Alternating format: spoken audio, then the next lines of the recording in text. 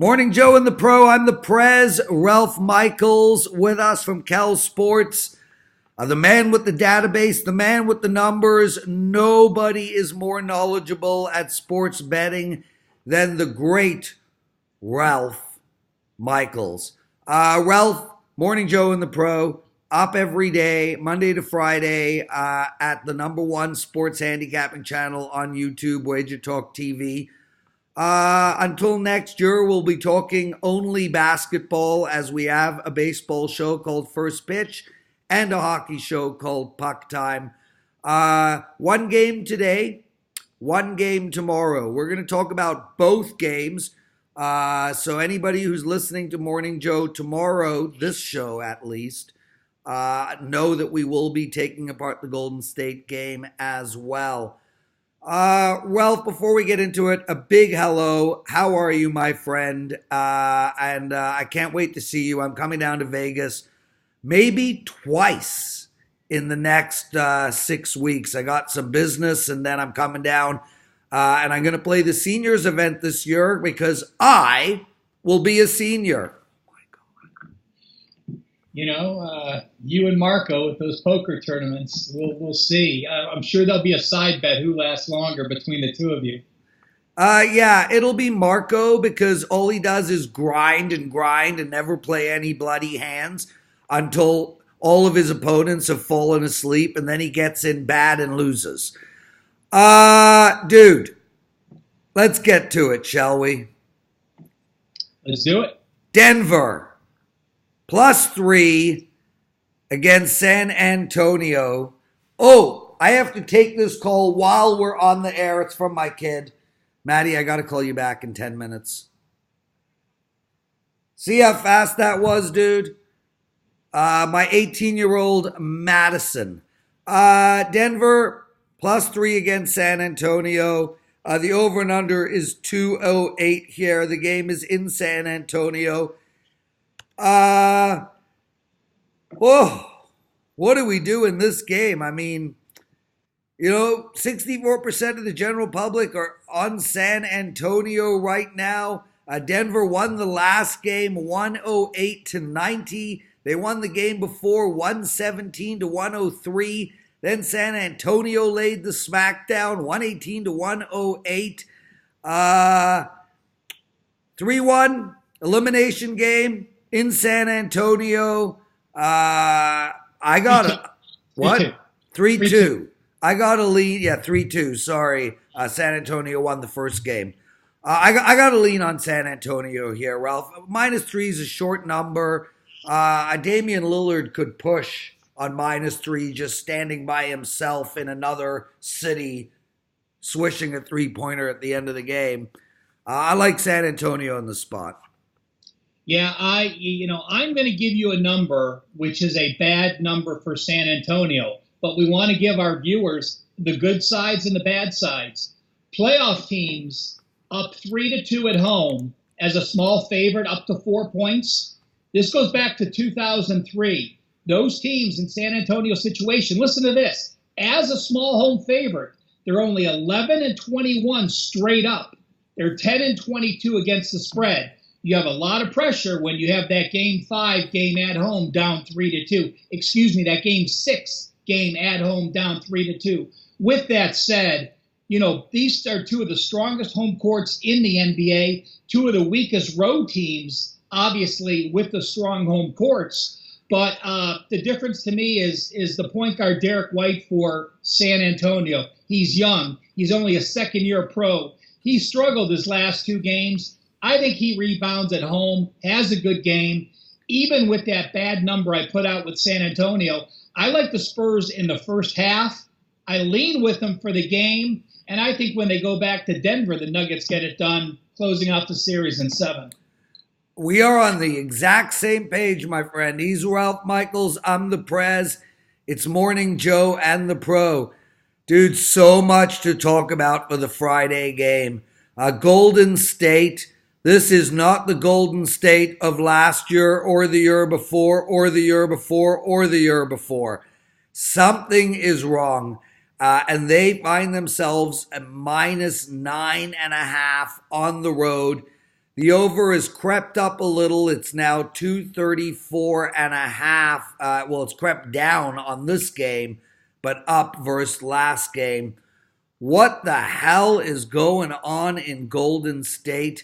This Clipper team is not a good team, yet they beat Golden State 129-121. Over has happened 3 of the 5 games. I mean, I almost feel like if you like the Clippers at plus 9.5, take them on the money line.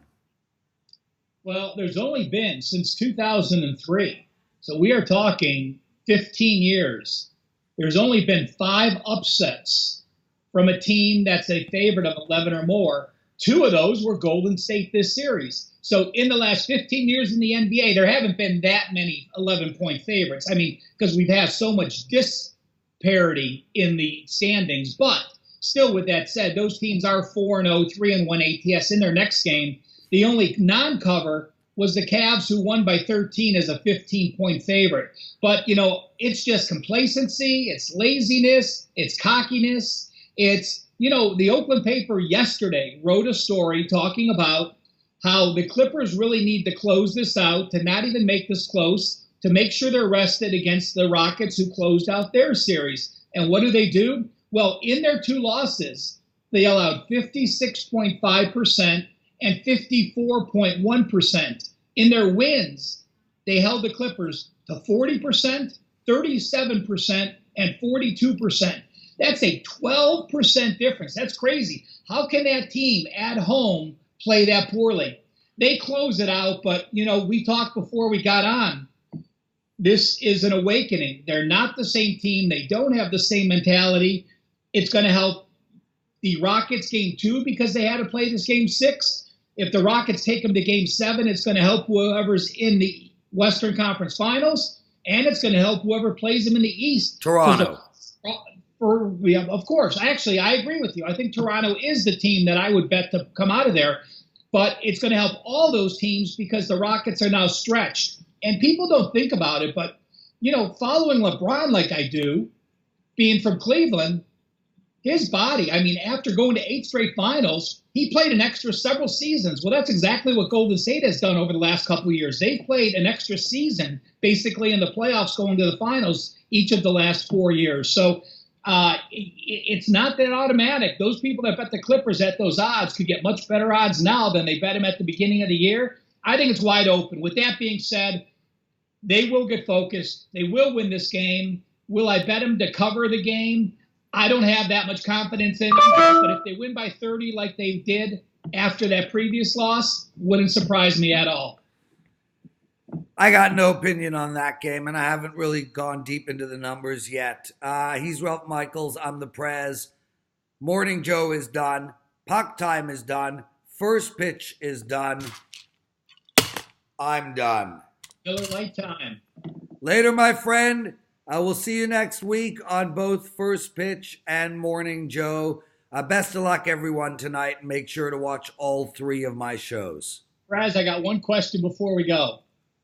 The Toronto Raptors are 2-14 straight up in the first game of a playoff series. Can they snap that on Saturday or Sunday, whichever game they play? 2-14. Ralph, it's tough, right? Because all I know is they're going to go to the finals. Do I know whether they're going to win game 1, game 2, game 5, game 4? Here's what I know. Kawhi is the best player in the Eastern Conference, including the Greek Freak. Siakam, he is top 3 or 4. Kyle Lowry, when he plays well, is as good as it gets. This team is deep. This team is experienced. It's going to be a fun Eastern Conference like quarterfinals and semifinals, if you will. But Toronto's going finals. Yeah. What? It could be the Eastern Conference Finals. Yeah, well, the whole thing's good. Listen, Philadelphia, good team. Milwaukee, unbelievably good team. Boston, good team. shooters all over the floor, great coach. Kyrie, it's going to be a really fun run to the finals for any of those teams. I just think Toronto is better than the other three. You know what I think the final word, the Raptors, the difference for them getting past Philly and Milwaukee with the big men is getting Paul Gasol. I love the way he plays, a veteran in the playoffs. I think he's going to make all the difference. I agree with you. I think he's going to be very big, and I think he's going to be great when the Greek freak drives to the net, the hoop. But to me, the bottom line here, Ralph, is I think it comes down to Siakam. I think his length, his wingspan, his athleticism, I think he's the key factor because, I don't think any team has a second or third that can match up with him. Fair enough. That's it, brother. We'll see you next week. Thanks a lot. And go Raps, because there ain't no Leafs. See you, Prez. Thanks.